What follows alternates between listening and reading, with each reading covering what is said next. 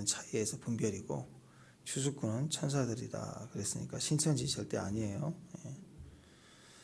자, 오늘 비유를 보면 이제 겨자씨 비유, 누룩의 비유 같은 이제 의미인데요. 반복해서 두 번을 이제 확실히 이렇게 비유를 해주시는데 천국을 묘사한 것입니다.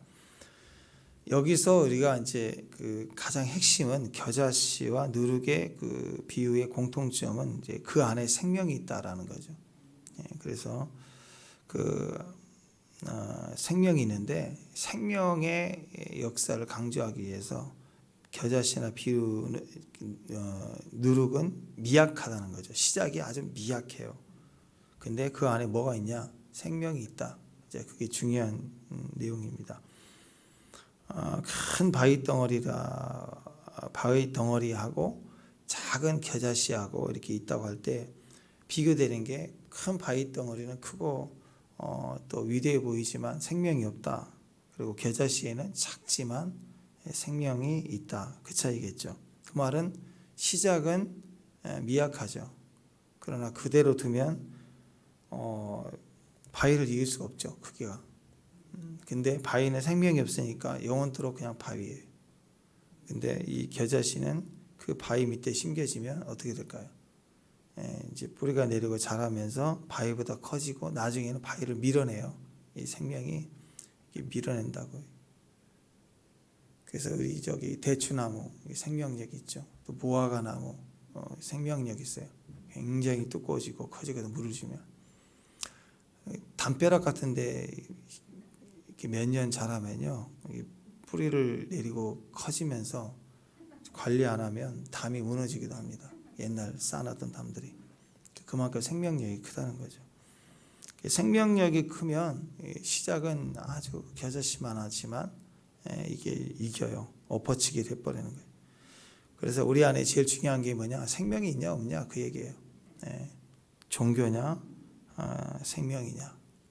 신앙에 대한 이야기고 믿음에 대한 이야기고 기도에 대한 이야기가 그 기도에 생명이 있냐, 예수로 기도하느냐, 아니면 사정에 절박할 만 있느냐. 생명 없이 사정이 절박함으로 뛰어드는 건 요란하고 크지만 그냥 가치가 없는 거예요. 인간으로는 절규하고 크지만 하나님에게는 아무런 반응이 없는 거죠.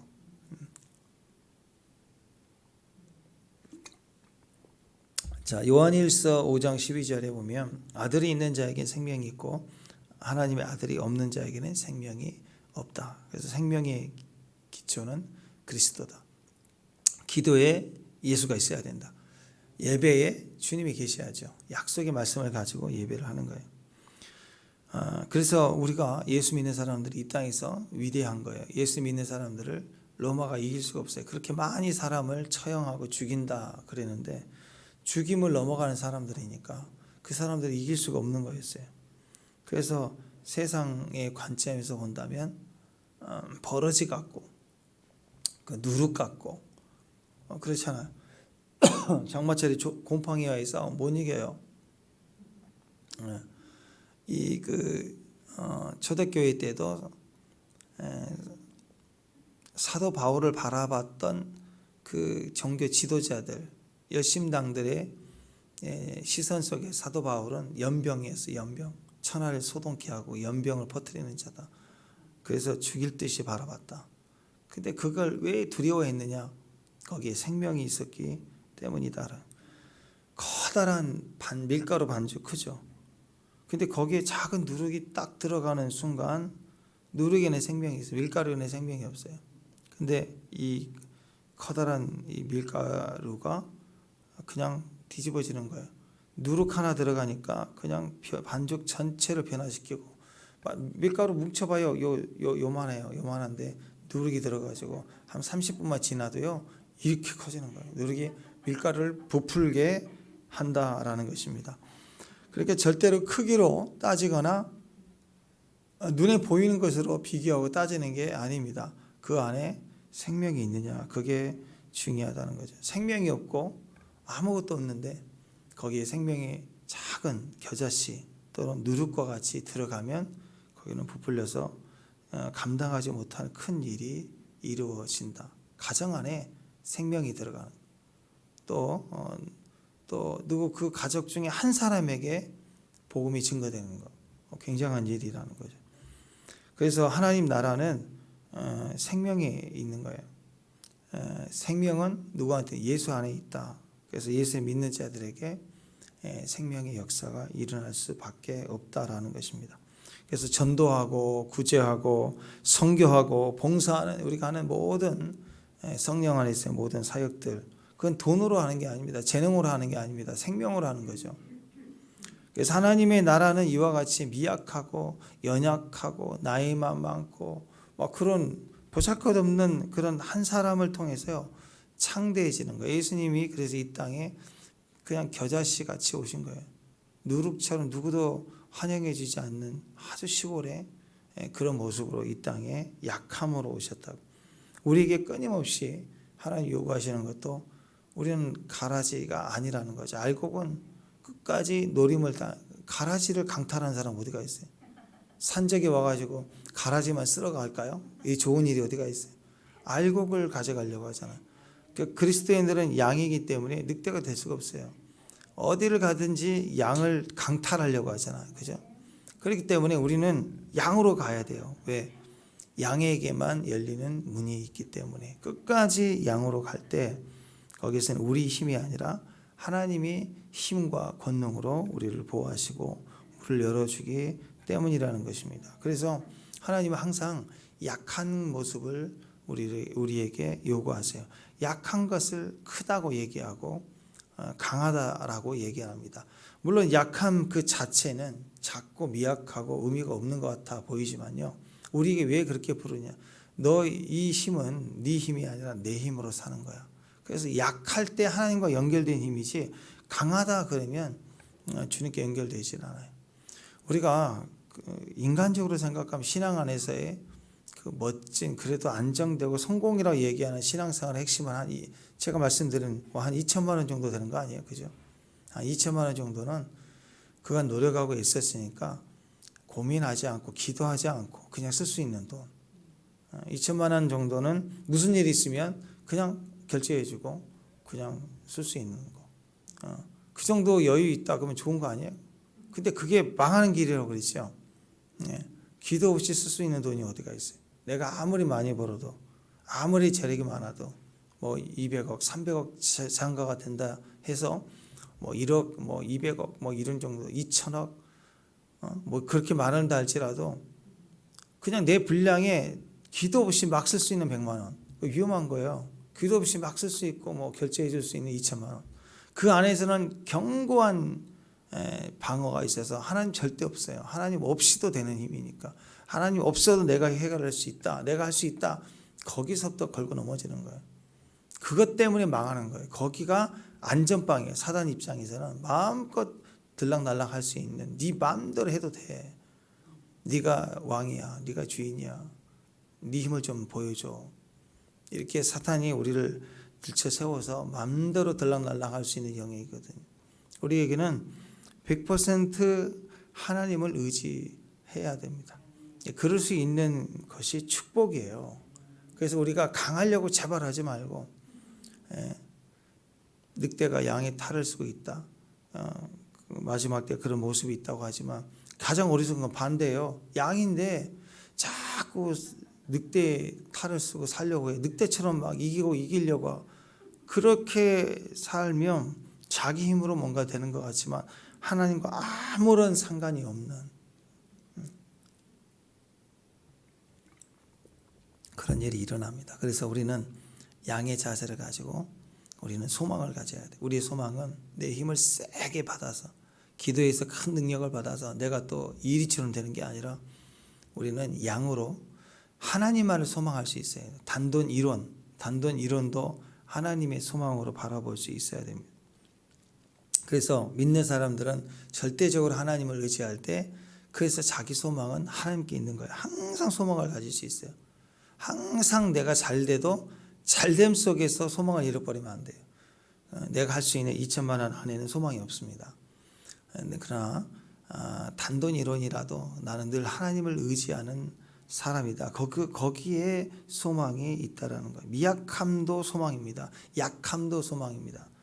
부족함도 소망입니다. 늙어가는 것도 소망입니다. 끊임없이 하나님을 향해서 소망할 수밖에 없는 거예요. 병들었습니까? 소망입니다. 하나님만을 더 기대할 수 있게 되는 거예요.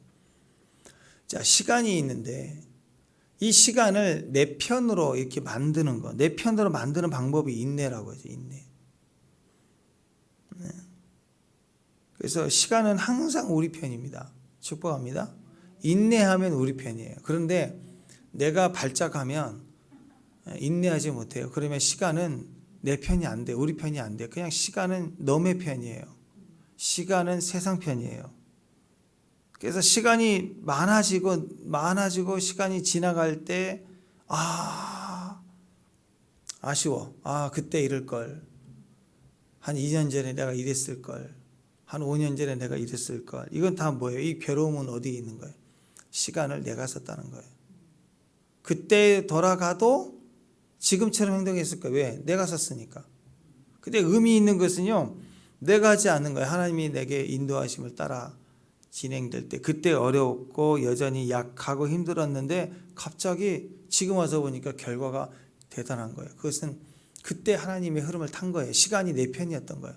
그때 한번 생각해 보세요. 그 어려울 때 힘들 때 인내하지 못해서 그냥 힘들어서 내려놔 버리면 내 편이 아닌 거예요. 인내할수록 내 편인 거예요. 그래서 중간에 멈추지 말고 생명 붙들 수 있는 거, 생명 붙들 수 있는 거, 예수 붙들 수 있는 게 인내입니다. 그때 그 예수 붙들다 망할 것 같다. 망하세요. 예수 붙들고 망해버려야 돼요. 그러면 나만 죽지 예수님은 절대 안 죽어요. 그래서 다시 시작이 되고 가능성이 되는 거예요. 근데 예수님 죽이고 나만 살려고 신앙 죽이고 기도 죽이고 나만 살려고 하다 보면 내가 사는 것 같지만요, 예수님 죽으면 100% 추락하고 망하고 끝나는 것입니다. 생명을 버리면 끝이에요. 생명을 붙들어야 산다. 이제 일반적으로 우리가 이 비유에 대한 이야기를 할 때 대충 우리가 이렇게 얘기를 하죠. 그래서 이 겨자씨라고 하는 이 작은 그 약함이 보여줄 수 있는 힘은 생명력이다. 그래서 이 겨자씨만한 믿음만 있어도 이 산을 명하여 저로 옮겨져라 할지라도 옮겨진다 그랬잖아요. 그러니까 시작은 천국은 다스림이고 역사인데 이 작은 믿음만 가지고도 얼마든지 하나님은 우리 눈에 기적과 같은 일도 일으킬 수 있는 분이다. 겨자씨는 굉장히 작은 누룩도 곰팡이니까 안 보이잖아요. 근데 그 균이 날라와서 붙으면 막 변화가 되기 시작하는 것입니다. 그래서 이 작은 것일지라도 생명이 내 안에 붙는 거, 기도할 때 찬양할 때 생명이 이렇게 들려져 오는 거, 그것이 그 작은 보잘것없고 아무것도 아닌 나를 크게 변화시키는 거, 그런 역사가 있다. 자, 이렇게 우리가 일반적으로 이제 그 겨자씨 또 누룩의 비유를 할 때 자, 이렇게 생각을 많이 합니다. 자, 그런데 하나님의 그런 그 천국의 비유, 천국은 이와 같다라고 표현했잖아요. 그런데 천국을 이해하는 우리 차원에서의 또 영적 차원에서 해석을 하면 좀 달라져요. 저는 이 해석이 우리에겐 좀 들려질 수 있어야 된다고 생각합니다. 천국은요, 거룩한 곳이라는 거예요. 천국은 이런 그 섞여 있는 걸로 부풀려 있는 것이 아니라 실제로는 거룩한 그것만이 진짜다, 그 얘기를 하고 있습니다. 천국은 앞에서 우리가 지금 방금 전에 이렇게 비유를 해석했던 것은 천국은 이렇게 생명력이라고 했잖아요. 근데 생명력은 진짜가 있고 가짜가 있어요. 이 세상에도 생명력을 가집니다. 이 세상의 악의 역사들도 거짓된 그런 모임도 생명력을 가지고 나름대로 힘을 길러요. 그 시대 흐름을 타고 역사를 해요.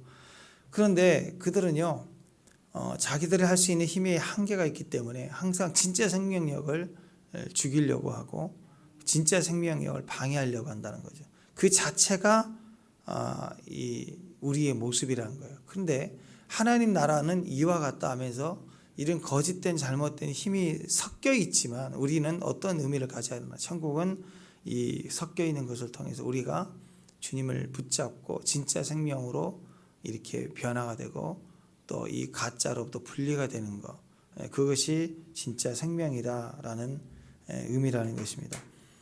그래서 천국은 이 모습을 보면요, 아주 작은 겨자씨 하나를 갖다서 후에는 큰 나무보다 풀보다 커진다, 이렇게 이제 표현을 하는데, 확장성, 커진다, 이걸 얘기하는데 여기까지만 얘기하면 좋은데 거기 뭐가 나왔냐면 깊이 생각해야 됩니다. 공중의 새들이 와서 그 가지에 깃든다라고 얘기해요. 자, 씨 뿌리는 자의 그 비유를 보면은요, 씨 뿌리는 자의 비유를 보면 방금 그 앞에 있었던 씨를 뿌렸을 때 길가에 돌밭에 가시떨기에 좋은 땅에 뿌려진다, 뭐 이런 이제 이야기가 나오잖아요. 그때 제일 먼저 언급하신 길가에 뿌려진 것을 딱 보면은요, 그 3절 4절 했던 거 보면은 길가에 떨어졌더니 왜 결실을 못했느냐? 새들이 와서 먹어버렸대. 여기 새가 나오죠. 새들이 먹어버렸다. 그래서 열매를 맺지 못한다라고 하는데, 성경에서는요, 주로 새는요 항상 마귀를 상징합니다. 사탄, 악한 자, 사탄, 이를 상징을 해요. 아브라함이 제사를, 언약의 제사를 지낼 때도 까마귀 와서 막 먹으려고 하죠. 쫓기 시작합니다. 새는 항상 우리에게 좋지 않아요. 여러분이 꿈이나 환상 가운데 예쁜 새가 나타나가, 공작 같은 새가 나와서 막 까불고 다닌다. 그리고 막 머리를 막 쪼기 시작한다. 내 머리에 새가 붙어서 막 쪼기 시작한다. 이게 다 공격이에요. 악한 영의 공격. 새는 기본적으로 상식적으로 뱀처럼 그렇게 똑똑하고 지혜롭고 그런 게 아니라 악한 자를 비유하는 것입니다. 좋은 게 아니에요. 또 이어지는 비유 누룩도 보면은, 누룩도 겉으로 보면 우리가 방금 생명력으로 보면 천국이 이렇게 미약하지만 번성한다, 번창한다, 이런 부풀게 한다, 이런 의미로 생각을 하고, 또 이 겨자씨만한 믿음으로도 옮긴다 그랬으니까 약간 그런 해석도 될 수 있습니다만, 그러나 기본적으로 이 겨자씨나 겨자씨가 커졌을 때 새들이 깃드는 것, 또는 밀가루에 누룩이 들어가서 부풀어지는 것.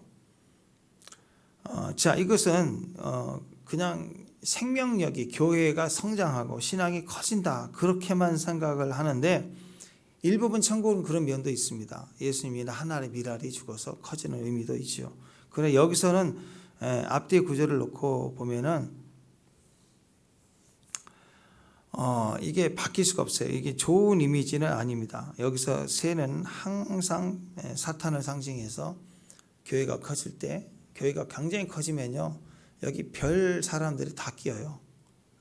이런 뭐 민주시민 운동하는 사람들, 뭐 차별법 뭐 이런 거 해가지고 뭐 사랑을 해야 되지 않겠냐 하면서 정치하고, 또 이렇게 그 성소수자를 위한 인권운동, 이런 교회 안에 막 들어와요.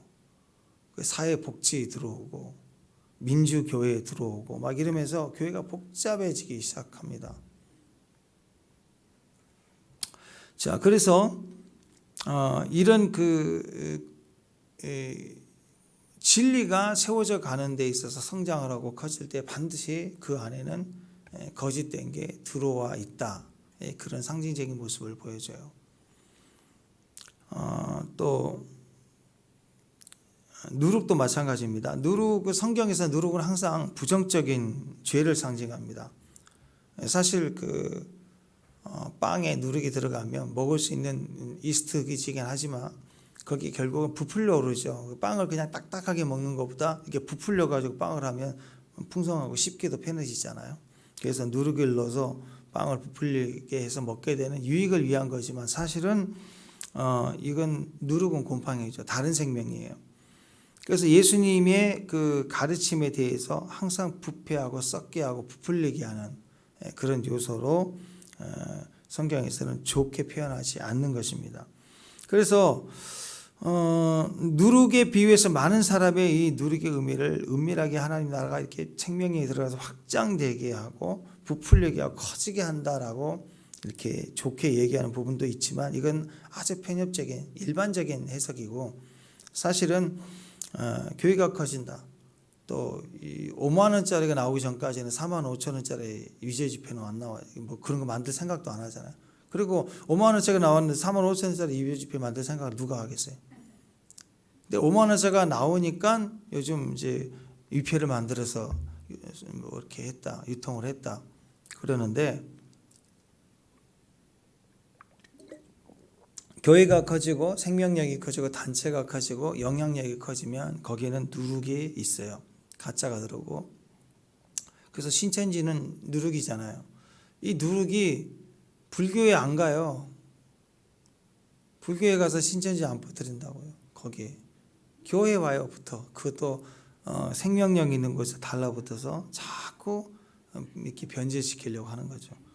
그러니까 거기서 우리가 진짜냐 가짜냐 들통나는 거죠. 예. 우리가 진짜라는 증거예요. 우리가 나는 불교인인데 진짜인데 근데 안 와.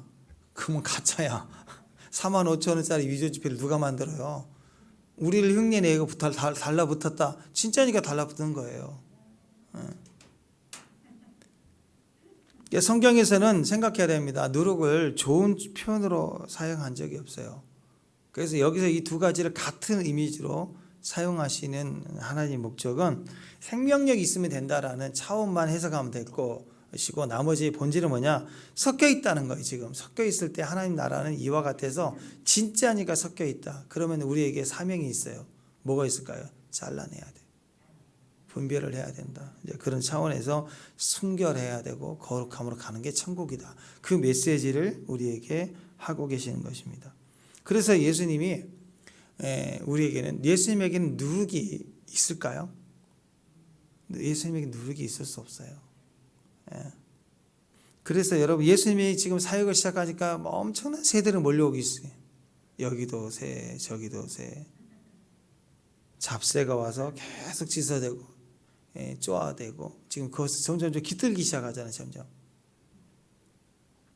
그래서 예수님을 상징하는 떡, 진짜 예수님을 상징한 떡이 언제 나왔느냐? 출애굽할 때 보면 어린 양의 피, 양을 잡아서 피를 이렇게 발라서 이렇게 예수님을 상징하는 유월절 시작을 하실 때 그때 뭐가 있었느냐? 떡을 먹게 하셨어요. 이래 동안 무교병을 먹을지니 첫날에 누룩을 너희 집에서 제하라. 그리고 첫날부터 일곱째까지 유교병을 먹는 자는 이스라엘에서 끊어지리라. 6월절 동안요 누룩 섞은 빵 먹지 말라는 거예요. 그래서 무교병을 먹어라. 맛은 없죠. 부풀리지 않은 떡이니까 딱딱하고. 그러나 누룩이 없는 떡 먹으라 이거예요. 그게 진짜 사람 해석이 아니라 말씀 해석으로 사는 거. 정확하게 순수한 말씀을 아멘 아멘 하고 믿는 거. 그래서 이스라엘은 매년 6월절 지난해 무교절에 누룩이 들어가지 않은 떡, 싼 나물 뭐 이런 걸 먹으면서 하나님께 그 우리의 누룩을 제하시고 또 애굽에서 출애굽하신 사건을 기억하고 구원을 기억했다는 거.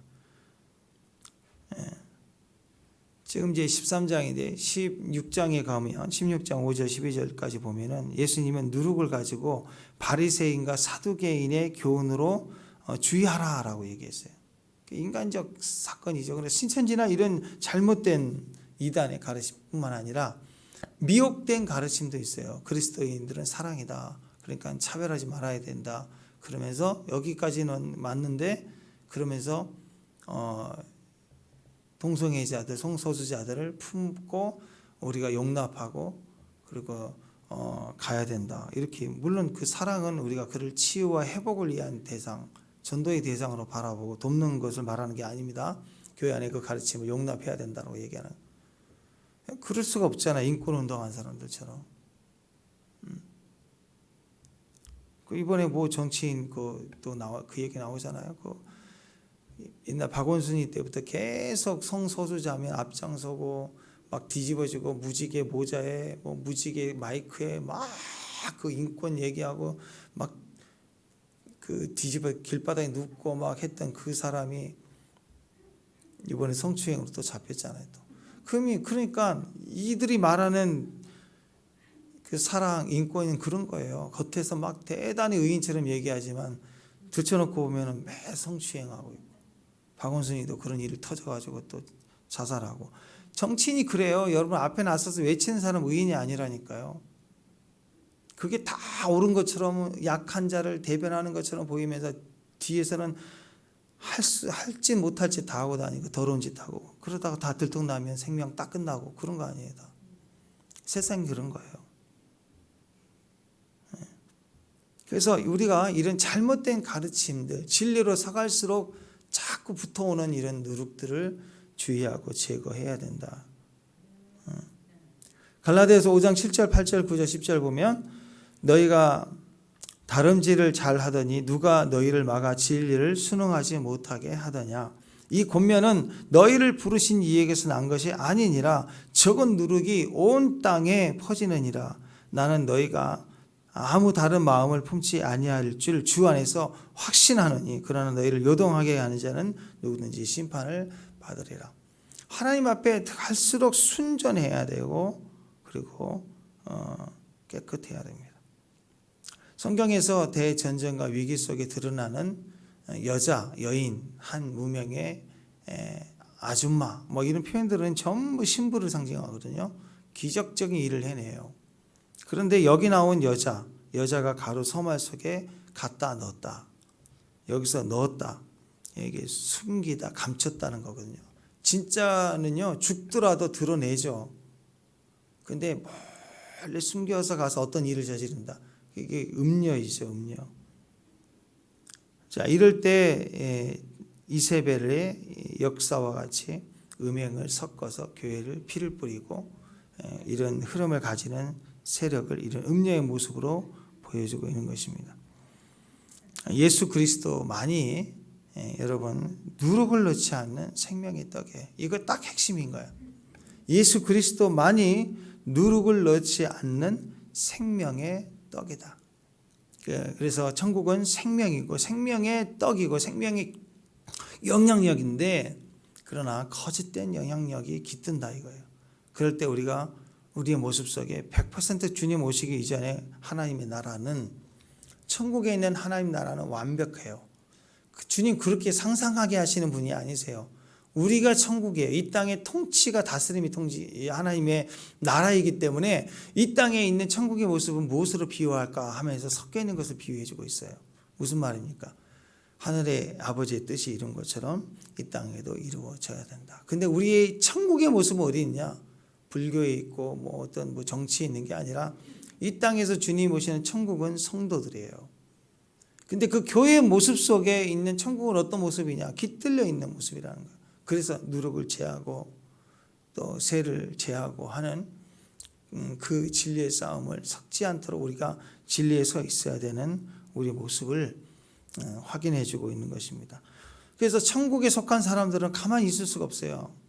끊임없이 거룩을 향해서 나가는 거예요. 끊임없이 섞이지 않으려고 노력하는 거예요.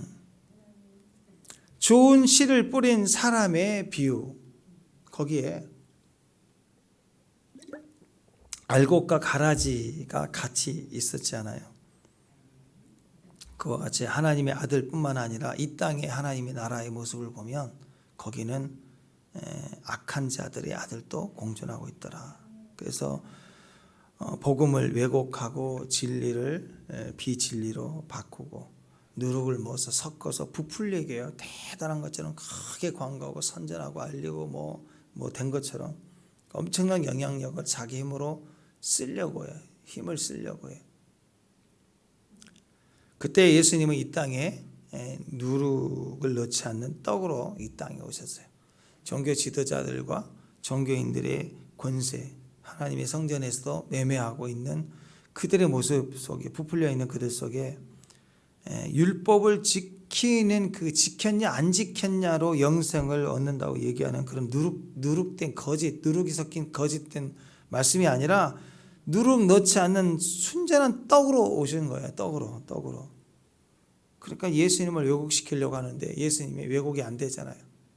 그러니까 죽이려고 하는 거죠. 죽이려고.